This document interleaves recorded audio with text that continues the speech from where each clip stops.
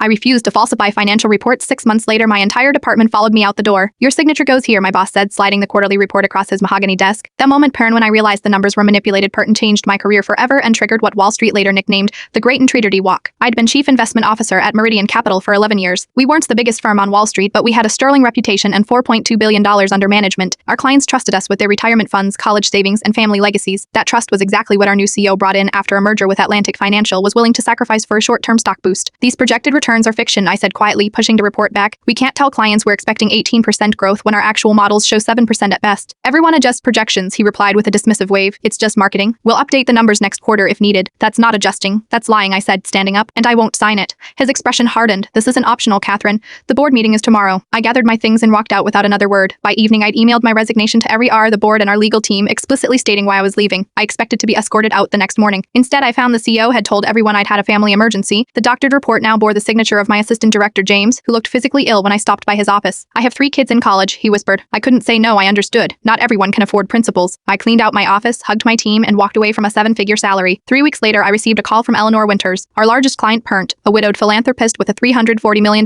portfolio. I heard through the grapevine why you left, she said. Is it true? I was careful with my words. I left because I couldn't put my name on reports I didn't believe in. There was a pause. I see, she said finally. Would you be willing to manage my investments independently, SAM fee structure, but with quarterly in-person reviews where you explain everything in plain English? Within a month, I'd established a small independent firm with Eleanor as my first client. I rented a modest office and hired one assistant, Pernt, not from Meridian. Then something unexpected happened. James, my former assistant director, called. The new projections are even worse, he said, and clients are asking questions we can't answer. Eleanor Winters pulled her entire portfolio yesterday. 2 days later, James resigned to join my firm. The following week, our former head of research followed. Within 6 months, all 14 members of my former investment team had resigned from Meridian. Killinton of them now worked for me. But the real shock came when the quarterly reports were published. Meridian's actual returns were less than half their projected figures. Within days, 3 more major clients contacted me. Eleanor says you are the only one she trusts with her money. They told me 1 year after my resignation, my new firm managed over $1.2 billion in assets. Meridian stock had dropped 64%, triggering a sexy investigation into their reporting practices. The former COO now faces federal charges. The Wall Street Journal ran a feature called The Great Intraday Walk: How One Woman's Resignation Exposed a Culture of Deception.